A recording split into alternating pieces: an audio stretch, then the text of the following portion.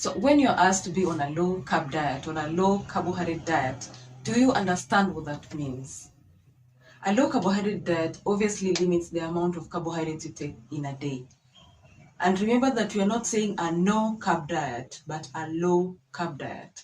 Okay, so averagely in a day, a normal diet will provide 225 to 330 grams of carbohydrates in a day. Of course, based on your age, your sex, your physical activity, and so on and so forth.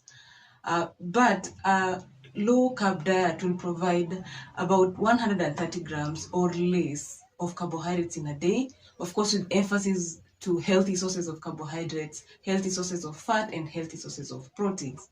So you realize that it limits the amount of carbohydrates that you take in a day. That is what a low carbohydrate diet means. So which carbohydrates are you taking? Definitely, even if you're in a low carbohydrate diet, the question remains which type of carbohydrates, because you have the simple carbohydrates and you have the complex carbohydrates. So for a diabetic patient, of course, your choice of carbohydrates still sticks on the complex carbohydrates, even when you're in a low carbohydrate diet, because this will ensure that you're able to moderate your blood glucose levels easily, because the complex carbohydrates come with the fiber that helps slow down digestion and also slow down the uptake of sugar in your body, hence moderating the amount of blood glucose levels in your body.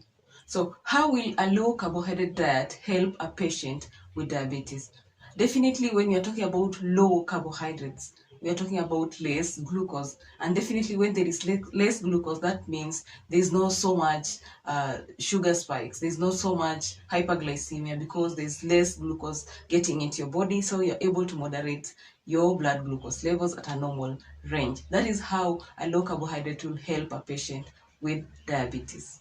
So how will you achieve and maintain a low carbohydrate diet? Definitely when you're starting any diet, there are some changes you need to make in your choice of foods. So the first thing you need to do is to cut off sweetened and overprocessed drinks that have less fiber and more sugar. Less fiber and more sugar is not good for your blood glucose levels. Number two is to use more high protein sources like the milk, the eggs, the nuts, like soya. And the third thing you need to do is to use less refined bread, like we talked about. Like what we talked about in the previous video, we're talking about why a diabetic patient should limit the intake of white bread. Is because of the processing, okay? Processing interferes with the fiber in bread, the fiber in the wheat.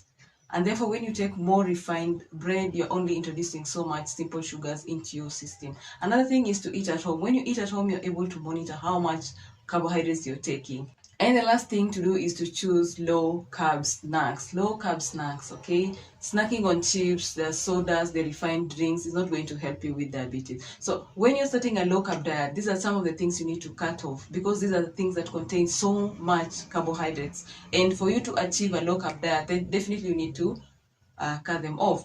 And another thing, for you to be able to maintain it, then you have to master portion controls. I've talked about portion controls so many times. You can refer to a video that I did on portion control when you're a diabetic patient, how to do portion control using the plate method, using the hand method, so that you can understand how to portion control. What are some of the benefits of a low carbohydrate diet? So a low carbohydrate diet definitely is friendly for diabetic patients, because it helps lower your blood sugar levels, not to the extreme of hypoglycemia, but to a normal range. Another thing is weight loss. When you are looking to have some weight loss, to shed off some weight, a low carbohydrate diet is going to help you big time. Another thing is less digestion problems, because when you're on a low carbohydrate diet, you're not introducing so much foods that may interfere with your digestive system. You're encouraging complex carbohydrates, healthy fats, healthy proteins, and therefore you're going to have less digestion problems.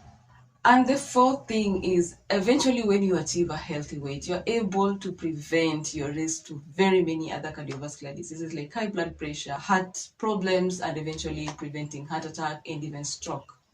And so what are some of the common mistakes when you are in a low carbohydrate diet? Definitely when you start a diet that looks so good result oriented, there's some mistakes that you tend to make. For example, when you're in a low carbohydrate, people tend to eat very many proteins, so much proteins, higher portions of proteins, which may bring problems like allergies. The second thing is cutting off fat. Some people cut off fat for immediate fast results. They end up cutting fat as well as the carbohydrates, and your body still needs appropriate amounts of healthy fats to prevent issues of malnutrition. Number 3 obviously is giving up. You start, then you stop. You start, then you stop. I did a video on the diet plan checklist. There are some things you need to consider before you start a diet. The diet plan checklist, I mentioned some of these things that you need to grab, okay? Before you restrict yourself in a certain type of diet, you need to have valid reasons why you want to start that diet.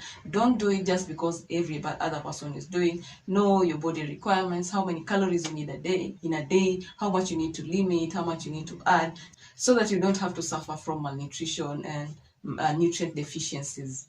Does a low carbohydrate diet help a patient with diabetes? The answer is yes, as long as you encourage complex carbohydrates, healthy fats, and healthy proteins. Thank you so much for joining me today. I hope this video answers 1 or 2 questions. Consider sharing this video to your friends and family. Give a thumbs up if the video is helpful, and never forget to subscribe. Until next time.